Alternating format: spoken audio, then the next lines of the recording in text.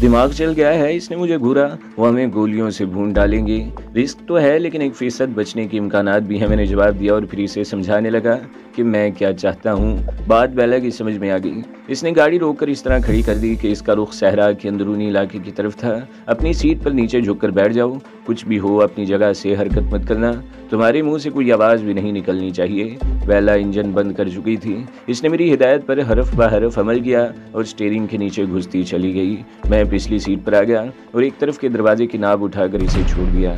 अब दरवाज़ा खोलने के लिए हैंडल पर हाथ रखने की ज़रूरत नहीं थी, इसे पैर से धक्का देकर आसानी से खोला जा सकता था।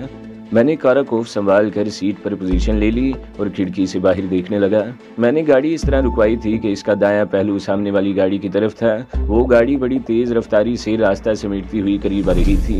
मैं सीट पर इस तरह पोजीशन लिए बैठा था कि दूसरों की नज़रों में आए बगैर मैं इन्हें देख भी सकता था और एक लम्हे के लिए गाड़ी हमसे 30-35 गज के फासले पर रुक गई। हमारी लैंड क्रूज़र मुकम्मल तौर पर रोशनी की जद में थी। बेला चंद सेकंड्स के बाद दूसरी गाड़ी की तरफ से एक गूंजती हुई आवाज़ सुनाई दी, तुम लोग हमारी राइफलों की जद पर हो, भागने का कोई चांस नहीं है। अपने साथी से कहो कि अपने आप को हमारे हवाले कर दें। मैं वादा करता हूँ कि इसे कुछ नहीं कहा जाएगा और बाहिफाजत इसकी मंजिल तक पहुँचा दिया जाएगा। मेरे होंठों पर खफीफ सी मुस्कुराहट आ गई। ये मंजिल ही तो मेरे लिए मुआमा बनी हुई थी। वो जो कोई भी था बिल्कुल साफ उर्दू में बात कर रहा था, जिसका मतलब था कि वो राजस्थानी नहीं है। बेला ज़रा सा कुसमुसाई, अपनी जगह से हरकत मत करो बेला, खामोश बैठी रहो, मैंने सरगोशी में कहा। मैं इन लोगों को ये तासुर देना चाहता हूँ कि गाड़ी खाली है और हम लोग गाड़ी यहाँ छोड़कर सहरा में किसी तरफ निकल गए हैं। बेला चंद लम्हों की खामोशी के बाद वही आवाज़ दोबारा सुनाई दी, मैं आखिरी बार वार्निंग दे रहा हूँ कि तुम लोग अपने आप को हमारे हवाले कर दूं। मैं बेहिस्सो हरकत अपनी जगह पर दुबका रहा। सन्नाटे में दूसरी गाड़ी के इंजन की हल्की सी आवाज़ सुनाई दे रही थी, इसके अलावा और कोई आवाज़ नहीं थी। सन्नाटा मेरे असाब पर तारी होने लगा। बेला वही आवाज़ दोबारा गूंजी, मैं जानता हूँ कि तुम लोग गाड़ी में मौजूद हो, बाहर आ जाओ, इसी में तुम्हारी भलाई है। एक बार फिर खामोशी छा गई। इस मरतबा खामोशी कदरे तूल खींच गई और फिर ऐसी मदम आवाज़ सुनाई देने लगी जैसे वो आपस में बातें कर रहे हों। मैंने बड़ी एहतियात से खिड़की के कोने से झांक कर देखा। इसके साथ ही मेरे दिल की धड़कन तेज हो गई। वो दो आदमी थे जो कमांडो एक्शन अंदाज में राइफलें ताने आगे बढ़ रहे थे। पसी मंजर में हेडलैम्प्स की तेज रोशनी की वजह से इनके चेहरे साफ दिखाई दे रहे थे, लेकिन वो दोनों खासे कदावर थे। इन्हें भी शायद एहसास हो गया था कि हम लोग गाड़ी में नहीं हैं और वो लोग बड़ी मुख्तात अंदाज में तस्दीक के लिए आगे बढ़ रहे थे। मेरे जिस्म के मसाम पसीना उगलने लगी, गर्दन पर चिमटियाँ सिलगने लगी। मैंने बहुत हाई रिस्क लिया था। अंदाजे की बहुत सी मामूली सी गलती मेरी ज़िंदगी का खात्मा कर सकती थी और मौत भी ऐसी अजियतनाक कि इसके तसव्वुर ही से दिल कांपने लगा। वो दोनों तकरीबन 20 गज के फासले पर रह गए। मैंने काराकोफ पर दोनों हाथ जमा दिए, पैर की जोरदार ठोकर से गाड़ी का दरवाज़ा खोल दिया और चीखते हुए राइफल का ट्रिगर दबा दिया। सहरा का सुकूत टूट गया। तरतड़ाहट की आवाज़ों से फिजा कांप उठी। वो दोनों अगरचे बहुत मुहतात अंदाज में आगे बढ़ रहे थे, लेकिन ये सूरत हाल इनके लिए कतई गैर मुतवक्की थी। मेरी राइफल से निकली हुई गोलियाँ इनके जिस्मों के मुख्तलिफ हिस्सों में पेवस्त होने लगीं। इन दोनों की चीखें बड़ी भयानक थी। एक तो फौरन ही ढेर हो गया था, लेकिन दूसरा लड़खड़ा गया था। गोलियां लगने के बावजूद इसने संभलने की कोशिश करते हुए फायर खोल दिया, मगर इसकी राइफल से निकली हुई गोलियां हमारी गाड़ी की छत के ऊपर से गुजर गईं। ताहम दो गोलियों ने छत के ऊपर वाले हिस्से में सुराख कर दिए थे और फिर वो तैवरा कर गिर गया। मुझे यकीन था कि वो सिर्फ दो नहीं रहे होंगे, हो सकता है इस गाड़ी में एक या दो आदमी और भी हों। मैंने अपनी राइफल का रुख इस गाड़ी की तरफ कर दिया। इस गाड़ी की विंडो स्क्रीन और दोनों लैंप्स चकनाचूर हो गए थे, लेकिन दूसरे लम्हे इस गाड़ी से भी फायरिंग शुरू हो गई। वो जो कोई भी था गालिबन ड्राइविंग सीट पर बैठा फायरिंग कर रहा था। इसकी कई गोलियां हमारी गाड़ी में भी लगी थी और फिर दूसरी तरफ खामोशी छा गई। मैंने एक और ब्रश मारा, इस मरतबा दूसरी तरफ से जवाब नहीं मिला। मैं गाड़ी से उतरकर मुख्तात अंदाज में दूसरी गाड़ी की तरफ बढ़ने लगा। वो खुली छत की जीप थी। स्टीयरिंग के सामने एक आदमी औंधा पड़ा था। इसका जिस्म गोलियों से छलनी था। इसका एक हाथ नीचे लटका हुआ था। एक काराकोफ राइफल नीचे रेत पर पड़ी थी। मैं मुतमईन होकर वापस आ गया। लैंड क्रूज़र का पिछला दरवाज़ा बंद किया और ड्राइविंग सीट का दरवाज़ा खुला तो उछल पड़ा। बेला वहाँ नहीं थी। दूसरी तरफ पैसेंजर सीट का दरवाज़ा खुला हुआ था। मैं एक झटके से सीधा हो गया। बेला सहरा में एक तरफ दौड़ी जा रही थी। वो तकरीबन 50 गज दूर निकल गई थी। मैंने इसके पीछे दौड़ लगा दी। वो बुरी तरह खौफजदा थी। इसका सांस फूला हुआ था और वो अपने आप को मुझसे छुड़ाने की कोशिश कर रही थी। मैंने झुककर इसे कंधे पर लाद लिया और लैंड क्रूज़र की तरफ दौड़ लगा दी। मुझे छोड़ दो, वो हकलाई। अब वो दुनिया के किसी कोने में हमारा पीछा नहीं छोड़ेंगे। इंसान नहीं, दरिंदे हैं, राक्षस हैं। मुझे यहीं छोड़ दो, यहीं मर जाने दो। इनके हाथ आने के बजाय मैं इस रेगिस्तान में एड़ियाँ रगड़ रगड़ कर मर जाना बेहतर समझती हूँ। पागल हो गई हो, मैंने इसे पैसेंजर सीट पर पटक दिया और ख़ुद ऊपर से घूमकर ड्राइविंग सीट पर बैठ गया। राइफल सीट के पास नीचे रख ली और इंजन स्टार्ट कर दिया। मुझे रास्ता बताती रहना, ऐसा ना हो कि हम सहरा ही के चक्कर लगाते रहें। इसने इधर उधर देखा और एक तरफ इशारा कर दिया। मैंने गाड़ी इसी तरफ मोड़ दी और रफ्तार बढ़ाता चला गया। वहाँ से रवाना होते वक्त बेला ने रेत पर पड़ी हुई वो दोनों लाशें भी देख ली थी। वो 3 थे, तीनों ख़त्म हो गए। मैंने इसकी तरफ देखे बगैर कहा, अब वो हमारा पीछा नहीं करेंगे। ये भूल है तुम्हारी। बेला अपने आप पर काबू पाने की कोशिश करते हुए बोली, वो लोग नरक तक तुम्हारा पीछा नहीं छोड़ेंगे। तुम्हारी वजह से मैं भी मुसीबत में फंस गई हूँ। मेरी समझ में नहीं आता। फिलहाल कुछ समझने की कोशिश मत करो। मैंने इसकी बात काट दी और दाएं तरफ रोशनियों की तरफ देखने लगा जो अब वाज़ेह होती जा रही थी। मेरा ख्याल है कि अब इस तरफ से हमें कोई ख़तरा नहीं है। हम शहर के बाहर से होते हुए किसी तरफ निकल जाएंगे। ये इलाका तुम्हारा देखा वाला है, मुझे रास्ता बताती रहना। इस मर्तबा बेला जवाब देने के बजाय इधर उधर देखती रही। खुदालिया ज़्यादा बड़ा शहर नहीं था, एक कस्बा था और मेरा ख्याल है खासा बारोनक कस्बा था। बैरूनी सड़क पर भी दुकानें वगैरह थीं। ये शाम का इब्तदाई हिस्सा था। इस सड़क पर भी बड़ी रौनक थी। कहीं कहीं मुझे गाड़ी की रफ्तार कम भी करनी पड़ती और ये बात मैंने ख़ास तौर से नोट की थी कि बाज़ लोगों ने बड़ी हैरत से गाड़ी की तरफ देखा था। चंद मिनट बाद हम कस्बे को पीछे छोड़ आए। अब हमारी लैंड क्रूज़र एक वीरान सड़क पर दौड़ रही थी जिसके दोनों तरफ खेत थे, लेकिन खेतों का ये सिलसिला जल्द ही ख़त्म हो गया। अब सड़क के दोनों तरफ बंजर और पथरीला वीराना था। तकरीबन 1 घंटे बाद एक छोटी सी बस्ती दिखाई दी। बस्ती में यकीनन ऐसी दुकानें भी होंगी जहाँ से खाने पीने की कोई चीज़ मिल सके। मुझे बड़ी ज़ोर की भूख लग रही थी। आधी रात के वक़्त रईस कब्बू के डेरे पर खाना खाया था और इसके बाद पानी पर ही गुजारा होता रहा था और इस वक्त तो पानी भी नहीं था। डैशबोर्ड का कंपार्टमेंट खोल कर देखो, शायद इसके अंदर कुछ रकम मिल जाए। मैंने बेला की तरफ देखते हुए कहा। बाज़ लोग डैशबोर्ड में कुछ न कुछ ज़रूर रखते हैं। बेला कंपार्टमेंट खोलकर अंदर हाथ मारने लगी। मेरा अंदाज़ा दुरुस्त निकला। इस कंपार्टमेंट में पेट्रोल की 2-3 रसीदों और चंद दीगर कागज़ों के साथ एक माकूल रकम भी मौजूद थी। मैं तो समझी थी कि पेट भरने के लिए चोरी करनी पड़ेगी या किसी के सामने हाथ फैलाने पड़ेंगे, मगर ये समस्या भी हल हो गई। वो नोट गिनते हुए बोली, चोरी के बारे में तो कुछ कह नहीं सकता, मगर इतना जानता हूँ कि तुम्हें किसी के सामने हाथ फैलाने नहीं, सिर्फ एक इशारा करने की ज़रूरत होगी। मैंने मुस्कुराते हुए कहा। वो मुझे घूर कर रह गई और नोट मेरी तरफ बढ़ा दिए। 1218 रुपए थे। ये रकम अपने पास ही रखो, मैंने कहा। आगे बस्ती में कोई मुनासिब जगह देखकर गाड़ी रोकूंगा। तुम किसी दुकान से खाने पीने की कुछ चीज़ें ले आना। हम बस्ती में पहुंच गए। एक छोटा सा गांव था जिसकी चारों गलियां एक चौराहे की सूरत में मिलती थीं। चौराहे के ऐन बीच में बरगद का बहुत बड़ा दरख्त था जिसके चारों तरफ चबूतरा बना हुआ था। इस चौराहे पर चारों तरफ चंद दुकानें भी थीं। यहाँ किसी होटल का तो सवाल ही पैदा नहीं होता था। अलबत्ता हलवाई की एक दुकान नजर आ गई। दुकान के सामने कुशादा चबूतरे पर पत्थरों के चूल्हों पर 2 कढ़ाइयाँ रखी हुई थीं। 3-4 आदमी भी खड़े दिखाई दिए थे। मैंने कुछ आगे जाकर गाड़ी रोक ली। बेला उतर कर इस दुकान की तरफ चली गई। मैं सीट के पास पड़ी हुई कारा कॉफ उठाकर चेक करने लगा। मैगजीन निकाल कर देखा तो बड़ा हल्का महसूस हुआ। रेगिस्तान में मैंने अच्छी खासी फायरिंग की थी। या तो मैगजीन खाली हो चुका था या इसमें 2-4 गोलियां ही बची थी। मैंने पिछली सीट पर झुककर भरा हुआ मैगजीन उठाकर राइफल में फिट कर दिया और खाली मैगजीन सीट पर फेंक दिया। और जब मैंने हलवाई की तरफ देखा तो सीने में सांस रुकता हुआ महसूस होने लगा। बेला वहाँ नहीं थी। मैं दूसरी दुकानों की तरफ देखने लगा, वो कहीं भी दिखाई नहीं दी। मैं गाड़ी से उतर आया। गन मेरे हाथ में थी। चंद कदम आगे बढ़कर मुतजस्सिस निगाहों से इधर उधर देखने लगा। मज़ीद आगे जाकर मैं हलवाई की दुकान से बेला के बारे में पूछना चाहता था कि मुंह से बेख्तियार गहरा सांस निकल गया। वो चौराहे की दूसरी तरफ से आ रही थी। मैं वहीं रुक गया। बेला के एक हाथ में प्लास्टिक का थैला था।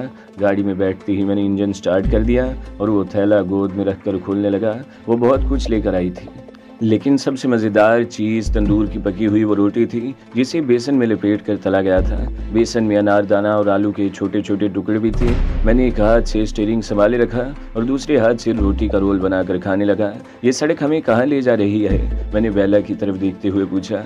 तकरीबन 30 मील आगे एक बड़ा कस्बा है जहाँ से एक सड़क जोधपुर, दूसरी माउंट आबू और तीसरी जैसलमेर की तरफ चली जाती है। मेरा ख्याल है हम वारमीर की तरफ निकलेंगे। वो रास्ता हमारे लिए महफूज होगा। लेकिन क्या? मैंने सवालिया निगाहों से इसकी तरफ देखा। मुझे शुबा है कि उन्होंने फ़ोन पर अगले कस्बे में अपने आदमियों को इतला कर दी होगी और हमें रोकने की कोशिश की जाएगी। बेला ने जवाब दिया।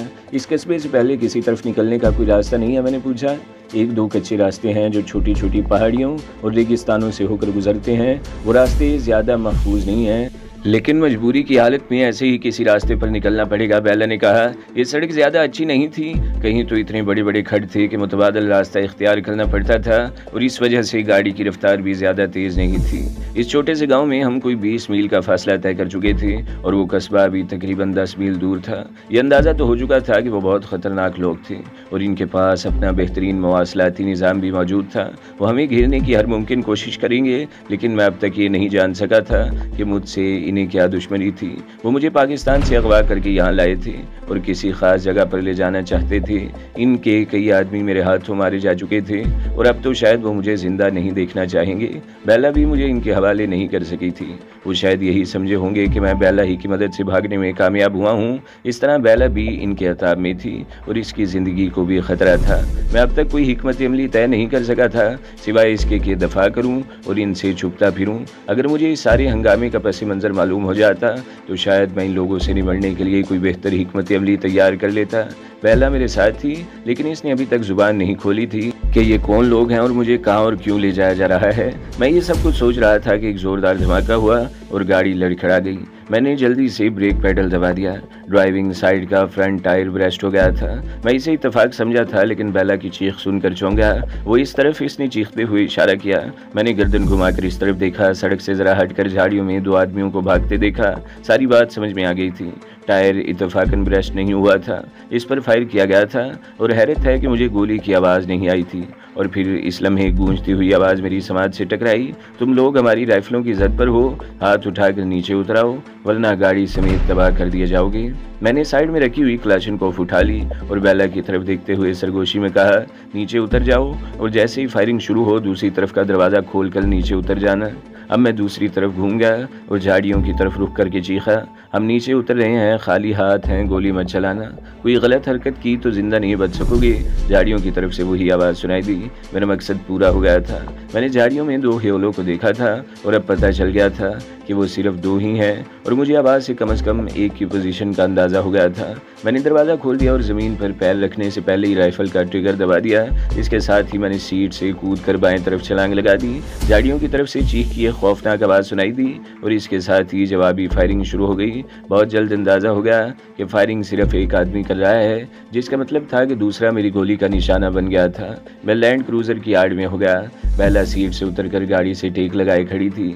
झाड़ियों की तरफ से फायरिंग हो रही थी। इस तरफ गाड़ी की खिड़कियों के शीशे चकनाचूर हो चुके थे और मुझे यकीन था कि इस तरफ से गाड़ी के दरवाजे भी छलनी हो चुके होंगे। मैंने जेब से रिवॉल्वर निकालकर बेला के हाथ में थमा दिया। वो मौका पाकर मेरी पुश्त में भी इस रिवॉल्वर की गोली उतार सकती थी, लेकिन इसे सूरत हाल का अंदाज़ा हो चुका था और मुझे यकीन था कि वो मेरे साथ गद्दारी नहीं करेगी। इस तरफ से इक्का दुक्का फायर करती रहो, मैं इस तरफ से देखता हूँ। मैंने बेला को इशारा किया और गाड़ी की आड़ लेकर झाड़ियों की तरफ फायर करने लगा। ये मुकाबला ज़्यादा देर तक जारी नहीं रह सका। एक ह्योले को झाड़ियों से निकलकर टीलों की तरफ भागते देखकर मैंने फायर खोल दिया। वो चीखता हुआ ढेर हो गया। मैंने भी इस तरफ दौड़ लगा दी।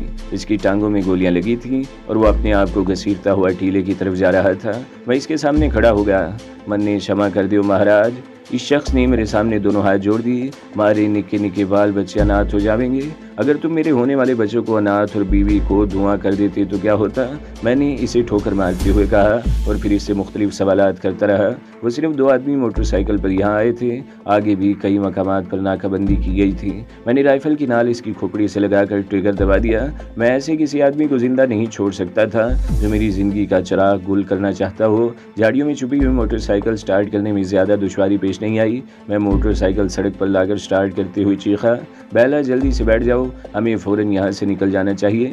बेला मोटरसाइकिल की पिछली सीट पर बैठी, लेकिन दूसरे ही लम्हे उतरकर लैंड क्रूज़र की तरफ दौड़ गई। चंद सेकंड्स बाद वापस आई तो इसने वो प्लास्टिक का थैला उठा रखा था जिसमें खाने पीने की चीज़ें थीं। वो सीट पर दोनों तरफ पैर रखकर बैठी थी। आगे झुककर इसने दोनों बाजू मेरे सीने से लपेट लिए थे।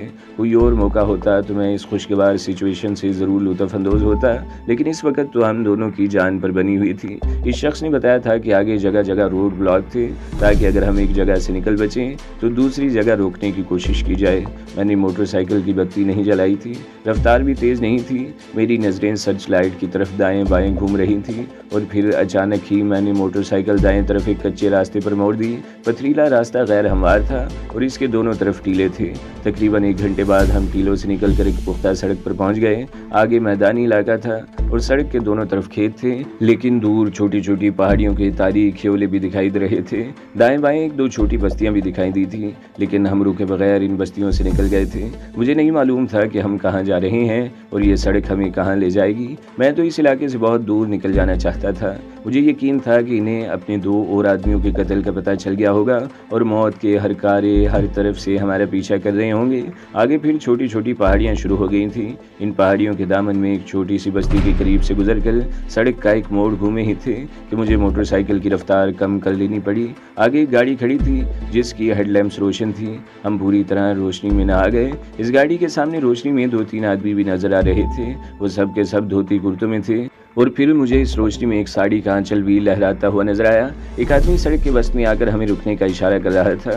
मुझे कोई खतरा महसूस नहीं हुआ, इसलिए करीब पहुंचकर मैंने मोटरसाइकिल रोक ली। वो एक छोटा पिकअप ट्रक था जिसमें कुछ औरतें और बच्चे भी भरे हुए थे।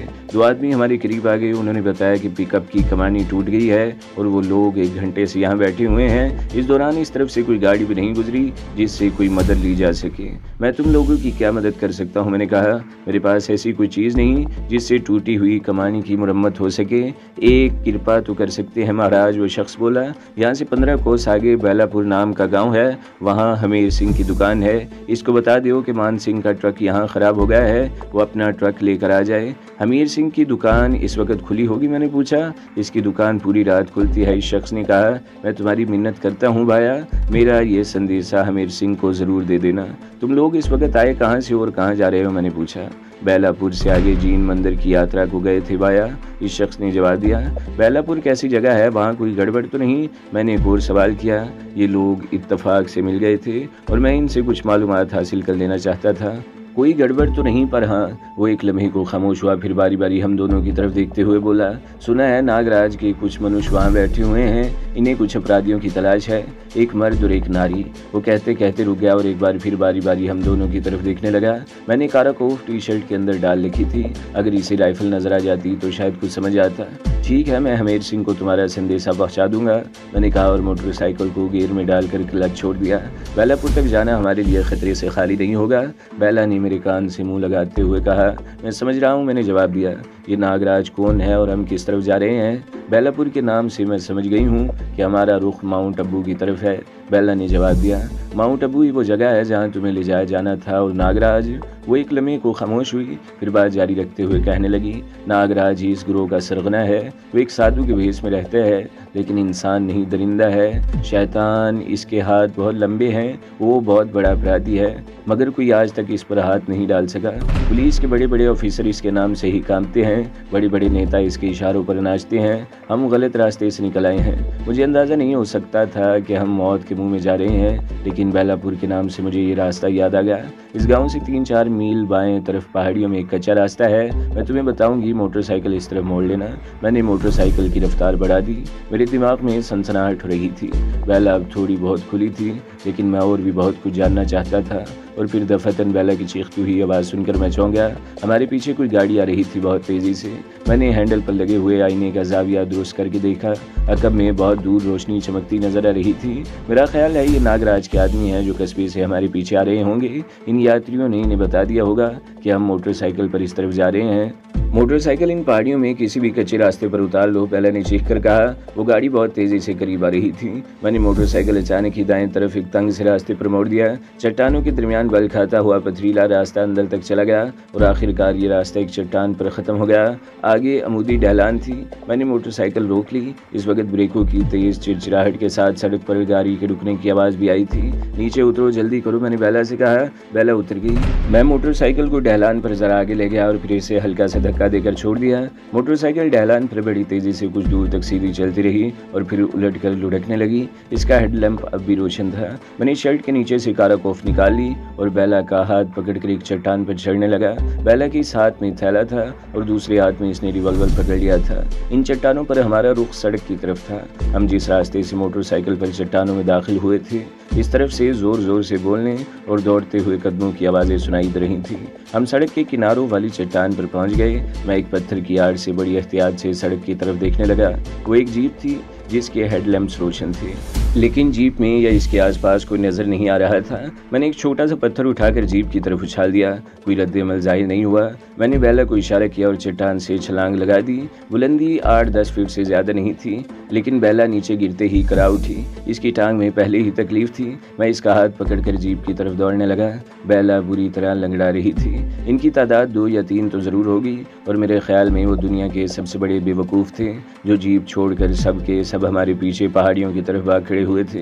मैंने बेला को पैसेंजर सीट पर बैठने में मदद दी और फिर ऊपर से घूमकर ड्राइविंग सीट पर बैठ गया। इंजन स्टार्ट करके मैंने शरारतन एक मरतबा हॉर्न बजाया और फिर जीप को एक ज़ोरदार झटके से आगे बढ़ा दिया। मैं दिल ही दिल में मुस्कुरा रहा था। हॉर्न की आवाज़ सुनकर वो लोग टॉप कर रह गए होंगे। तुम वाकई ज़हीन आदमी हो, बेला ने मेरी तरफ देखते हुए कहा। मैं तो समझी थी कि इन चट्टानों में फंस कर मारे जाएंगे, मगर तुम्हारी ज़हानत ने काम कर दिखाया। तो दोस्तों, अगली किस्त सुनने के लिए हमारे चैनल को ज़रूर सब्सक्राइब करें, वीडियो को लाइक करें और बेल के आइकन पर भी क्लिक कर दें ताकि हर जो आने वाली वीडियोज़ हैं वो आपको सबसे पहले मिलती रहें।